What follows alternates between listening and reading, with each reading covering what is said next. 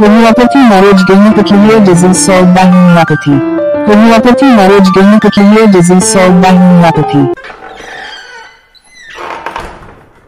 Hello friend, আমাদের YouTube channel homeopathy knowledge গেনারে আপনাদের সকলকে স্বাগত জানাই। আপনারা জানেন আমাদের এই চ্যানেলে বিভিন্ন ধরনের হোমিওপ্যাথি রিলেটেড বিষয় নিয়ে আমরা আলোচনা করে থাকি। এক এক দিন এক একটি বিষয় নিয়ে আমরা কথা বলে থাকি। আর আমরা সাধারণত আলোচনাগুলো করে থাকি যারা গ্রাম বাংলায় থাকেন, চিকিৎসকের আওতায় সহজে যেতে পারেন না বা অনেক দূরে চিকিৎসা কেন্দ্র হওয়ার জন্য যেতে পারেন না, বা শহরে থাকলে অনেক সময় দেখা যায় তারা কাজের কর্মব্যস্ততার জন্য চিকিৎসকের আওতায় না যাওয়ার জন্য সেখানে তারা কি করেন, বিভিন্ন জায়গা থেকে মেডিসিন কালেক্ট করে সেগুলো ব্যবহার করতে থাকেন।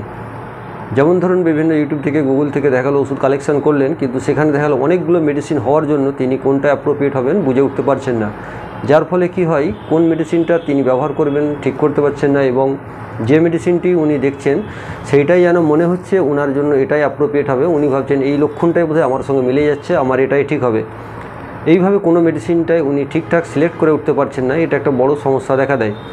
আর এই কারণেই আমরা এই ভিডিওগুলো করে থাকি, যাতে আপনাদের সহজে বুঝতে সুবিধা হয়, কোনো ধরনের সমস্যা না হয়।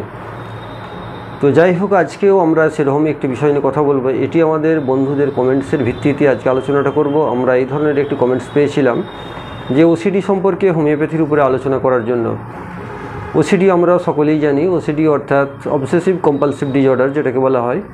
এটা হচ্ছে রোগী দেখবেন মানসিক দিক দিয়ে এক ধরনের সমস্যায় পড়ে যায়। সেই মানুষটি হয়তো এমনি বাহ্যিক দিক দিয়ে ঠিক আছে বা সে নিজেও ঠিক আছে, কোনো ধরনের সমস্যা নেই, কিন্তু সে মনের দিক থেকে এক ধরনের একটা কম্পালসিভ ডিসঅর্ডার ভুগতে থাকে। সেটা দেখবেন সবসময় তার মনে হচ্ছে যে কোনো কিছু করছি এটা যেন ঠিক হচ্ছে না। সে হয়তো দেখবেন কোনো জায়গায় এতটাই তার মনে হচ্ছে যে নোংরা হয়ে গেছে, তার জন্য সে বারবার ধুতে থাকছে, যেটাকে আমরা ছুঁচিবায়ুগ্রস্ত বলে থাকি। এগুলো দেখবেন করছে এমনভাবে যেন সে মনে করছে যে এইখানে এই বোধহয় ধুলো লেগে গেল, এই বোধহয় নোংরা লেগে গেল, বা ওই লোকটা এসেছিল ওর কাছেই যত নোংরা আছে এবং ও চলে যাওয়ার পর থেকে সেই জায়গাটা খারাপ হয়ে গেছে। এবং দেখবেন এই ছুঁচিবায়ুগ্রস্ত লোকগুলোর মুখের মধ্যে যে ভাষাটা থাকে, সেই ভাষাটাই হচ্ছে এটা যে জায়গাটা খারাপ হয়ে গেছে, ওই জিনিসটা খারাপ হয়ে গেছে। তো এই যে খারাপ হয়ে গেছে, তার মনের মধ্যে যে একটা এই ধরনের চিন্তাভাবনা এসে যায়, সে চায় না কিন্তু এসে যায়, এবং সে কাটতে চায়। সে সব জানে যে এটা কোনোভাবেই খারাপ হয় না, বা এই লোকটার হাতে কোনো জীবাণু নেই, কিছু নেই, কিন্তু তবুও দেখবেন সে এই সমস্যার মধ্যে মানসিক যন্ত্রণায় পড়ে যায়, বারবার ধুতে থাকে এবং তবুও সে সন্তুষ্ট হয় না। আবার এইরকম হতে পারে, দেখবেন সে ধর্মের দিক দিয়ে সে সব ঠিকঠাক পালন করছে, যে ধর্মের মানুষ হোক না কেন, তবুও তার মনে হচ্ছে ধর্মের একটা বিরোধী চিন্তা তার মনের মধ্যে সে আছে, এবং তার ফলে সে ভাবছে যে আমি হয়তো পাপগ্রস্ত হয়ে গেলাম। তার জন্য সে আরও বেশি করে ধর্মকর্মটাকে করছে বা নাম জপ করছে, যে তার পাপটা যাতে ক্ষয় হয়। কিন্তু সে সবই ঠিক আছে, তবুও তার মনের মধ্যে এরকম হয়ে যেতে পারে।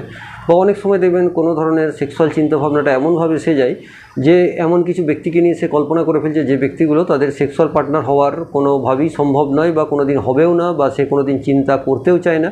কিন্তু তার মনের মধ্যে এই ধরনের একটা হঠাৎ হঠাৎ চিন্তা এসে যায় সেই ধরনের পার্টনারগুলোকে নিয়ে, যারা তার সঙ্গে কোনোভাবেই সেক্সুয়াল পার্টনার হতে পারে না, বা তার গুরুজন হতে পারে, বা অন্য কোনো ধরনের রিলেশনের ব্যক্তি হতে পারে।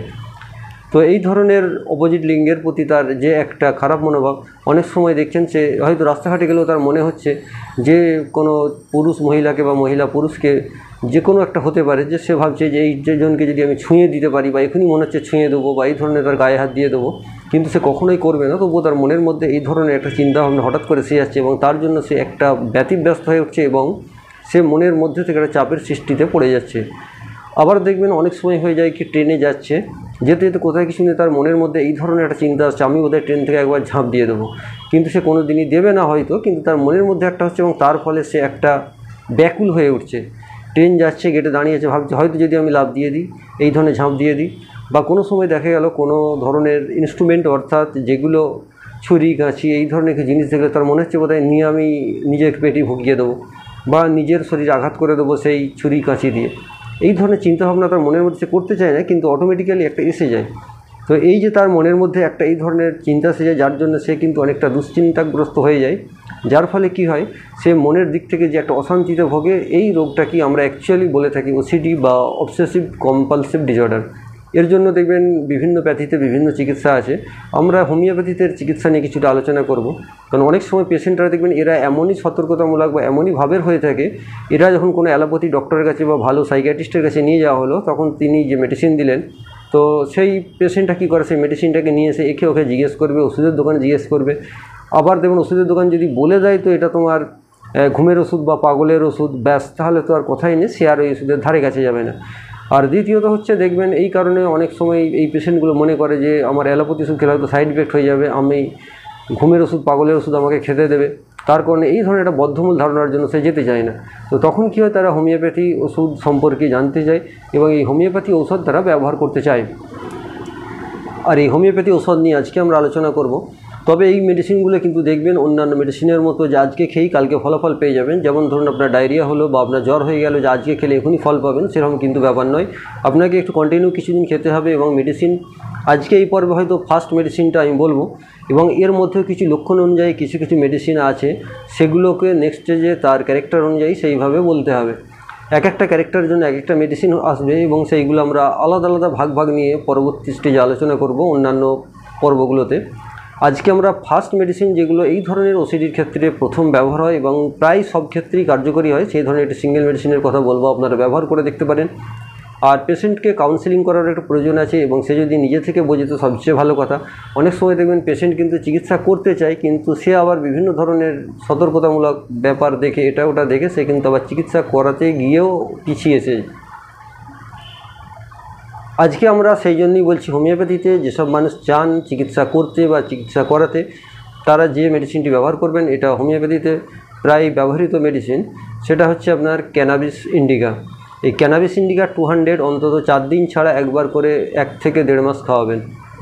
ক্যানাবিস ইন্ডিকা 200 4 দিন ছাড়া একবার করে একটি ডোজ সকালে খালি পেটে, অর্থাৎ 1 ফোঁটা করে ক্যানাবিস ইন্ডিকা 200 দিতে থাকবেন। এবং এইটা দেওয়ার পূর্বে আমি বলবো, যদি ঔষধের কার্যকারিতাটা ভালো পেতে চান তাহলে তাকে একটা নজর প্রয়োগ করতে হবে হাইপোটেনসিতে, অর্থাৎ সেটা কোন গ্রুপের মধ্যে পড়ছে, সিফিলিস, সোরা, সাইকোসিস, যেটার মধ্যে হবে পেশেন্টটি, সেই পেশেন্টটি আপনাকে নির্বাচন করে, যদি আপনি সেই ধরনের অর্থাৎ সিফিলিনাম, মেডোরিনাম, ব্যাসিলিনাম বা থুজা যাই হোক না কেন, যেটা আসবে সেই পেশেন্টের পক্ষে, সেই ধরনের একটি পুরিয়া বা একটি ডোজ তাকে যদি নজর ওষুধটা দিয়ে দেন প্রথমে তার মায়োজম অনুযায়ী, তাহলে কিন্তু দেখবেন এটা আরও দুর্দান্ত ফল দেবে এবং খুব কুইক ফল পাবেন এবং পার্মানেন্টলি সেটার একটা সলিউশন হয়ে যাবে।